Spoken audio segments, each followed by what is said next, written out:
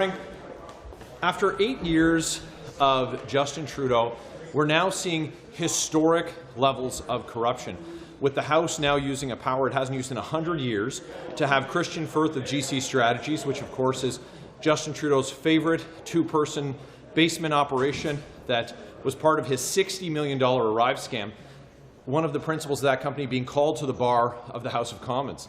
This is extraordinary, and as I said, a historic tool that's being used by Parliament. Why? Because we had a refusal to answer questions at a parliamentary committee, getting answers for Canadians about waste, corruption, and scandal. And this is at a time, of course, when Canadians are struggling to feed their families and pay their bills, and not a single Trudeau minister has lost their job. This is extraordinary. In the private sector, this kind of incompetence or corruption would surely see people fired.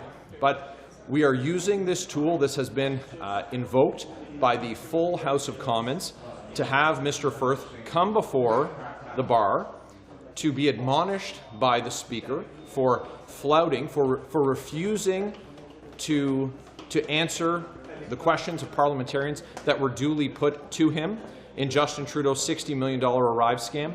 And he will answer questions that parliamentarians put to him because Canadians deserve answers. This is a scandal where we only have the information that we do have because Conservatives have forced now more than a dozen investigations, including the Auditor General investigation, which is one that Justin Trudeau and every one of his ministers voted against actually having that audit by the Auditor General. So we're going to continue to force answers in this historic scandal. Do you think the Liberals underestimated the threat of foreign interference from what you've heard yesterday during the testimonies? What we've seen with Justin Trudeau and his Liberals is they've completely abandoned the duty of care that they have to Canadian tax dollars. That's why the RCMP is investigating the Arrive scam. That's why multiple officers of Parliament. So we're laser focused on getting answers for Canadians in this scandal, and that's why next week we're going to take this historic step. What about foreign interference, sir? Foreign interference threat from what you heard maybe yesterday in the Commission? It would certainly appear so. Either underestimated it or deliberately withheld information. One of the two. They say that CSIS didn't give them a full picture of what they had. What do you think of that explanation? I think the evidence is contrary to that. What do you hope? Sorry, go ahead.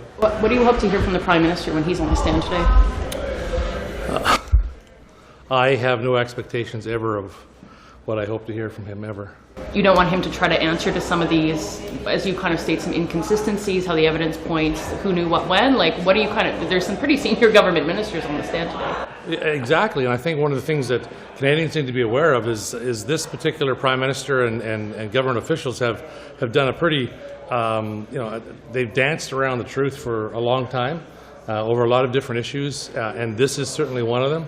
And it's concerning to me that we have an issue this serious that puts the whole election process into disrepute and causes people to have a potential distrust in government and elections, and they didn't take it seriously for the last 5 years.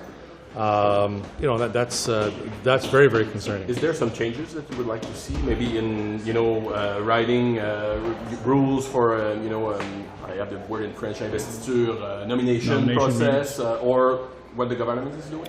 I haven't studied a process of how that should look exactly and looked at all the evidence, but there are some. I know that we are. I look at my own nomination processes and how we've been doing them as Conservatives, and I'm very confident that we have the people speak. We have the people give us. There were 6 people in my nomination process when I ran, and it was a very open and fair process. And and I think that's always it's an opportunity for people to be involved not only in the election process but in who their candidate needs to be, and I think that's something that we should be looking at. You ran in the last election. Liberal officials yesterday said we thought the 2021 campaign from the Conservatives was anti-China. What do you make of that? No, I think the focus of the last campaign was anti-carbon tax. overspending, debt. That's what the focus was. But there was a lot in the platform that was getting tough on Beijing and the administration there. What do you make of the argument coming from some Liberals that perhaps that is why some Chinese Canadians kind of drifted away from the Conservative Party? I don't believe that for a moment, no. How's the Conservative Party going to vote this afternoon on Mr. Arsenault's motion to make the oath to the King non-mandatory? You guys still have to wait and see. All right? Thanks, folks. Thanks, Yep. Thank you.